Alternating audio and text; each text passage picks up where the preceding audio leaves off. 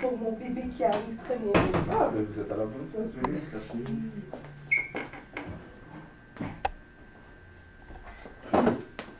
Alors, quel est votre nom, madame? Je m'appelle Sheila. Sheila, enchanté, moi c'est Steven. Enchantée. Donc, vous cherchez une garderie pour votre enfant? Oui, en effet, j'habite dans le coin, donc je me suis dit pourquoi pas venir visiter ici. Ok. Est-ce que c'est la première fois que vous venez dans une garderie en milieu familial?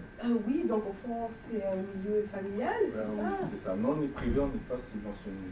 Ok, d'accord.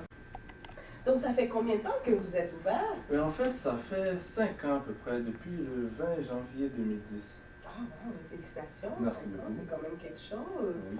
Donc, c'est quoi vos heures d'ouverture? Nous, on ouvre de 7h le matin à 17h le soir. Ah, d'accord. Donc, vos politiques de retard ressemblent à quoi? Pour nous, en fait, c'est 5 $ à chaque 15 minutes. C'est sûr qu'on peut accepter un retard 1 ou 2 sans frais, mais les retards répétitifs, bien sûr, ça va être 5 $ à chaque 15 minutes. Ah, d'accord, bon, je comprends. Absolument. Donc, est-ce que vous êtes ouvert tout au long de l'année ou est-ce que vous prenez des vacances? On est ouvert toute l'année, sauf les 2 dernières semaines du mois de juillet et la première semaine du mois d'août, qui nous fait 3 semaines de vacances parce qu'on est fermé et où on demande aux parents, c'est généralement de garder les enfants avec eux à la maison. Ah, d'accord, ok. Donc, parlez-moi un peu de votre menu, ça ressemble à quoi? Ici, dans notre menu, en fait, on favorise les 4 produits alimentaires, ce qui est fruits et légumes, tout ce qui est produits laitiers, céréaliers, tout ce qui est substitut de viande. C'est sûr que le matin, on privilégie plus le fruit pour la collation. Au dîner, c'est les légumes, un peu les substituts de viande. On va offrir un produit laitier aussi au dîner, puis l'après-midi, ça va être soit des fruits encore, comme collation. D'accord. Est-ce que c'est vous qui faites la nourriture? Non, c'est pas moi. On a un service de traiteur en fait qui prépare la nourriture pour nous en fait chaque jour. Vous avez combien d'éducatrices qui travaillent avec vous? Ici, vu qu'on a le droit seulement à 6 enfants, il y a moi qui s'occupe des plus vieux, puis il y a une éducatrice qui s'occupe des plus jeunes. Donc en fait, on est deux. Mais moi, je suis aussi le coordinateur de la garderie, du service de garde. Wow, tout un travail, hein? Tout un travail. Puis, est-ce qu'elle est qualifiée, votre éducatrice? Oui, elle est qualifiée. Elle a sa technique en éducation à l'enfance. Elle a aussi fait un certificat en éducation spécialisée, donc elle travaille aussi avec les enfants en difficulté. Comme dans notre groupe, on a un enfant qui est autiste, donc elle travaille avec lui. Puis ça fait combien de temps qu'elle travaille avec vous? Elle est là depuis l'ouverture en fait, parce que ce qui arrive, c'est qu'elle habite pas trop loin du service de garde. Donc en fait, c'est une voisine en fait que je connaissais un peu. Puis on s'est déjà parlé couramment, puis elle a su que j'étudiais en éducation à l'enfance. J'ai su aussi ce qu'elle faisait, puis je lui ai dit, j'avais peut-être dans l'idée de partir en service de garde en milieu familial. Puis elle m'a dit que ça l'intéresserait aussi de travailler. C'est très bien. Donc, comment ça se passe pendant la journée? Est-ce que vous pouvez me raconter un peu? Les enfants, ils arrivent généralement à 7 h, mais bon, ils n'arrivent pas tous en même temps, évidemment, donc on favorise le jeu libre. Ensuite, à 9h30 se passe la collation. Ensuite, après la collation, on fait une activité groupe, soit bricolage, soit lecture, ou soit qu'on regarde un petit film. L'heure du dîner arrive évidemment, les enfants invitent ici et tout. Et après ça vient l'heure de la sieste. Ensuite, après la sieste, vu que les enfants ne se réveillent pas tous en même temps, on attend généralement qu'ils soient tous réveillés pour offrir la deuxième collation. Et ensuite, on finit la journée soit en activité de groupe ou soit en jeu. Ok, c'est très bien.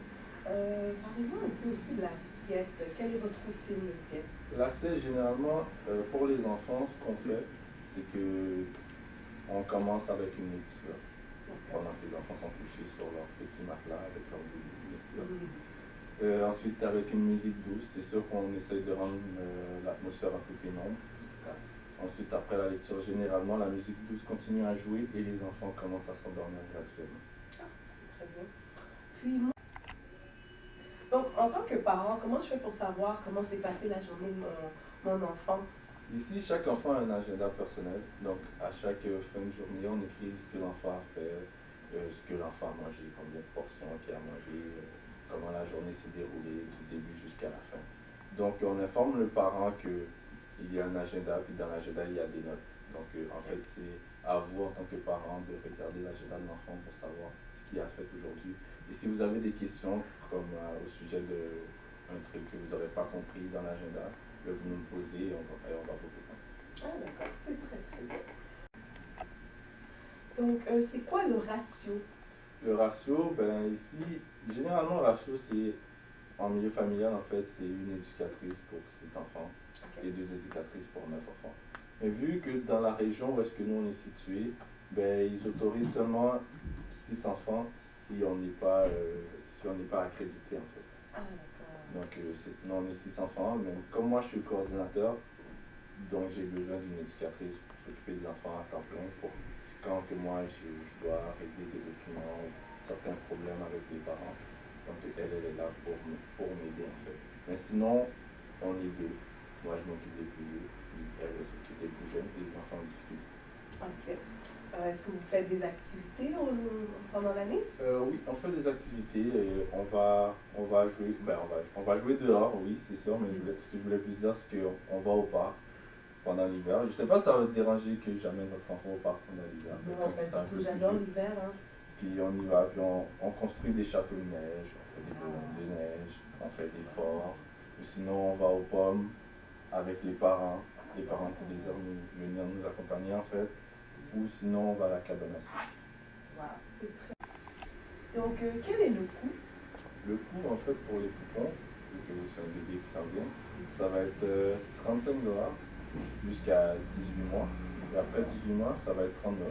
Ok, d'accord, c'est parfait. Quelle est la politique si jamais mon enfant tombe malade? C'est sûr que ça dépend de quel type de maladie qu'il a.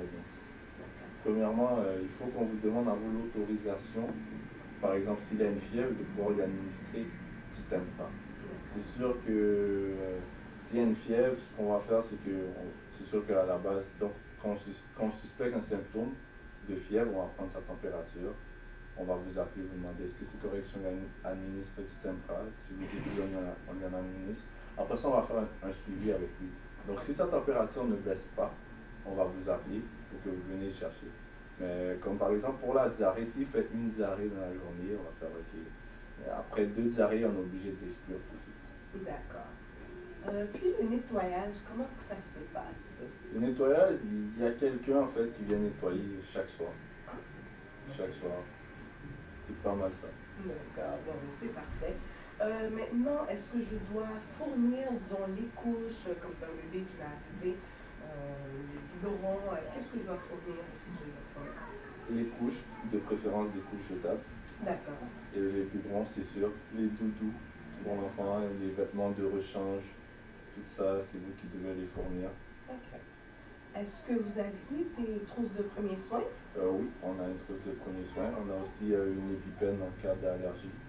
Mais on en a une, oui, mais on recommande aux parents d'amener des épipènes s'ils savent que leurs enfants sont allergiques à quelque chose. D'accord. Disons que je suis dans l'impossibilité de venir chercher mon enfant. Est-ce que quelqu'un d'autre peut venir le chercher?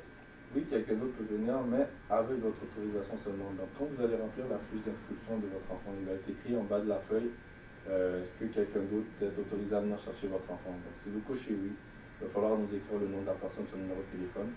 Et à la première visite de la personne, pour venir chercher votre enfant, il va falloir qu'elle montre une pièce d'identité. D'accord, mais c'est très bien, la sécurité de nos enfants en premier. C'est très important. En fait, j'aimerais savoir, la télévision, ça occupe quelle place dans votre milieu? C'est sûr qu'on ne favorise pas beaucoup la télévision dans notre milieu. Pourquoi? Parce qu'on favorise plus les activités motrices, on favorise plus l'apprentissage actif des enfants. Puis on trouve qu'avec la télé, elle vient prendre une place trop importante quand l'enfant s'y habitue. Donc un enfant pourrait regarder la télé une fois par jour, puis adapter en fait une certaine dépendance. Donc une fois, ça serait pas assez, il va vouloir regarder 2 fois, 3 fois. Donc pour ça, on met ça peut-être à 2 fois par semaine la télé, pas plus que ça. D'accord, c'est très, très bien. Donc, à partir de quand que je peux enregistrer mon enfant? Vous accouchez quand exactement? Dans quelques semaines, et j'aimerais retourner au travail d'ici 6 mois. D'ici 6 mois, laissez-moi voir. Je crois que j'ai un enfant qui va quitter. Ah oui, voilà. Cet enfant, il va quitter dans à peu près 6 mois, justement, pour la rentrée à l'école. Donc, j'aurai une place pour vous. Ah, mais c'est parfait, ça. Donc, c'est parfait. Écoutez, je vais prendre vos coordonnées. C'est Sheila, c'est ça? C'est ça. Sheila, votre numéro de téléphone? Le 555 233 233 5423. 5423. Donc, c'est parfait. Écoutez, prenez ma carte d'affaires. Rappelez-moi tout de suite après votre accouchement pour savoir où est-ce qu'on en est. Est-ce que vous retournez toujours travailler dans 6 mois ou plus tôt ou plus tard? Et en fonction de ça, on procédera à l'inscription de votre enfant. C'est parfait?